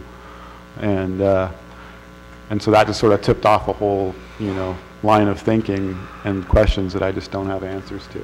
I'm not sure exactly what the questions are, but definitely gravel road, capacity nuisance and dust creation. I don't know. So one of the concerns the tribe has had, particularly in Humboldt County, is that you have commercial operations using roads that the county and the tribe jointly maintain, like Bald Hills Road. And they are bringing in large trucks that the road was never designed to support, which ends up creating enormous wear and tear on those road systems, which the I'll call them manufacturers, but the cultivators, manufacturers, whatever they are, have no responsibility to contribute towards the upkeep. And so that's a really significant cost that's externalized from the cannabis economy, and we need to make sure that it's imposed where it needs to be on the people who use the roads. And I have no idea how you do that. Well, it probably, in that situation right there, that should be falling on the county to, number one, limit the permits that are allowed where access is required on those types of roads, and or number two, charging different fee structures for people operating on roads such as that, let's say, because they're gonna, the roads are gonna require more maintenance to keep them maintained for their commercial operations, So- as opposed to having a facility on Highway 101 that, you know, is Yeah. all paved in the whole 9 yards. I'm building a new calf barn for our baby calves and cattle, and the county's requiring that we pave an apron off of the main road, which, you know, for a little distance. I don't know what distance, but I don't think it's all that far. And so what I'm thinking here is we can require paved roads, right? That's one option. However, when it starts to be 10 miles off the current paved road, you know, that means that we're saying you can't grow out there is the other. Humboldt started with 1 mile off of paved roads being the maximum, and then there was too much pushback. It eliminated 99% of the Yeah. farms. So, but there was that initial consideration because of impact on the roads. So it's a problem in Humboldt, I think, still. It's not Okay, solved. so what's the question we want to push forward to Joel and company? It's more What for are the the- roads what's the- department, what- engineering. What can we do? What can we say? We What- talk about our gravel roads that we have. So we have Highway 305, Low Divide, there's 308, Rowdy Creek, there's 415, which is Yeah. French Hill. Right. And then, so those are like county maintained roads. I believe there's county maintained Forest Service roads also. Like out South Fork Road, there's a section that's actually Forest Service, but it's county maintained. I don't know if that's true or not. I think we were going to get a clarification on Okay. that, but certainly we do maintain most of South Fork Road. Okay, So right. I think one of the things we also need to get some information on is the impact on waterways of Yes. these roads. They're a significant contributor to siltation and other Mm-hmm. problems with runoff. And so if you're going to permit outdoor cultivation outside of agriculture and, you know, densely settled and paved areas, then you need to deal with those impacts. Absolutely. That's one of the reasons why I've been pushing for just the smallest tiers of cultivation for outdoors, because if we're talking about timberland, it's pretty much not pavement. Right, and you're going to have So- to limit density as well as size. Sure. Because sure, traffic like is you said, traffic. yeah. But I think we need Yeah. some clear information on what are the costs Sure. of that in terms of the Right. environment and how to mitigate those Right. costs. So like right now, Highway 305 is over capacity used because it's the county has a very small number of permitted residents on the books, so there's probably 10 times what they actually have. So there's a lot more traffic already than is anticipated on that road. I don't know if the county roads department has some type of carrying capacity. Right, calculation data on these for roads. that. And then, I mean, if they're having some type of metric on what should be driving on certain roads that the county maintains gravel-wise, then that Right. probably contributes to the amount of permits that you would be allowed in Sure. those areas. Like, you can't allow Right. hundreds of permits off of this Right. road. It can only be a small set amount, and then there becomes a choosing process and all these different things. Okay, Heidi, do you have enough to ask these questions, or shall we keep going on this subject? I think we'll have something, and the people that I have like to. Okay. I mean, I think if things come up at the next meeting, they'll be able to reply to them, or we can get back to you at another meeting. Okay, We also can consider, like, truck sizing and vehicle sizing that are being used at Yeah. those permits. sure. But yeah, if they have information on traffic count, for example, on a particular road or the roads, what is. Traffic counts are really expensive to do. Sure. And they're not done. No, on- not data on existing traffic count, but what is the theoretical traffic count of an existing road as it exists? Like, It's about worth what you think it is, right? no, I mean, what's it Figure designed to, out. to what's the handle? design The capacity? design capacity Okay, of the got it. road, so that we can then know what can it handle, what Right. can't it handle. I have no idea what the intended design capacity of these gravel roads were meant to be.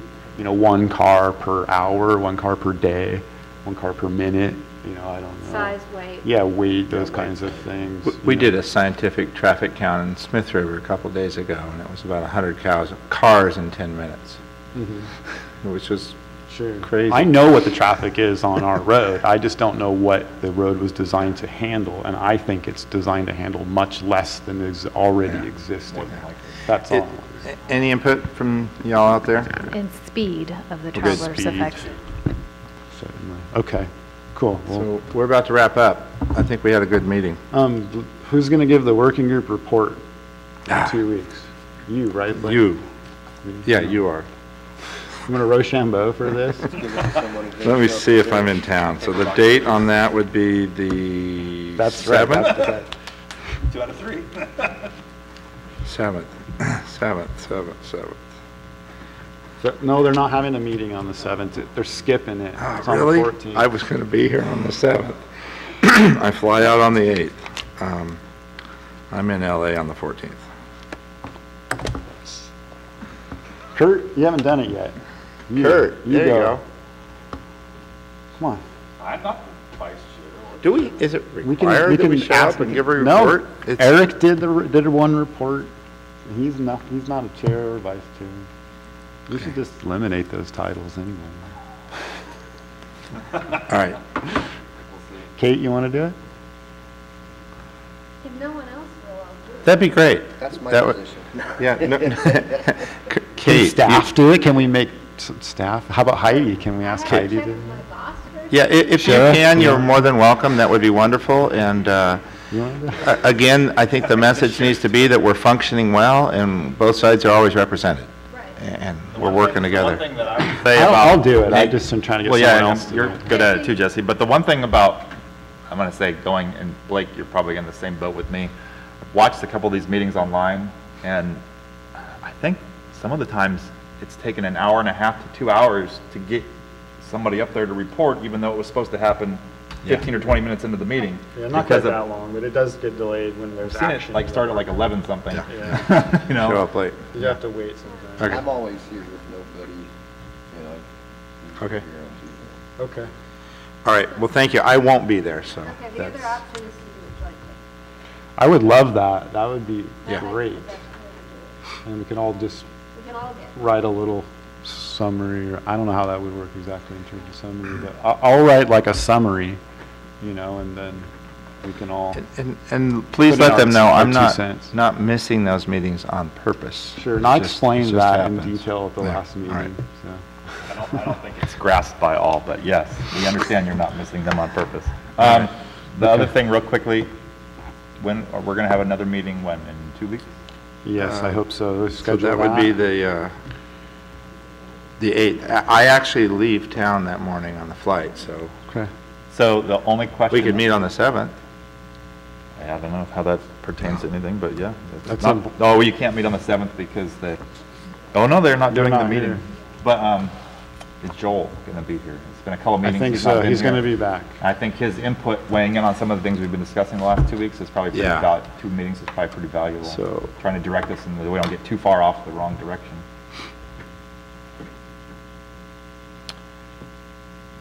And then the Are agenda we can- open to the 7th if Joel is available? She's checking right now. Oh, okay. Got it. I think we can stick with the The same board agenda. chambers are going to be occupied at 10 a.m. on the 7th, so you'd have to shift the time. We can meet at my house. Oh. All right.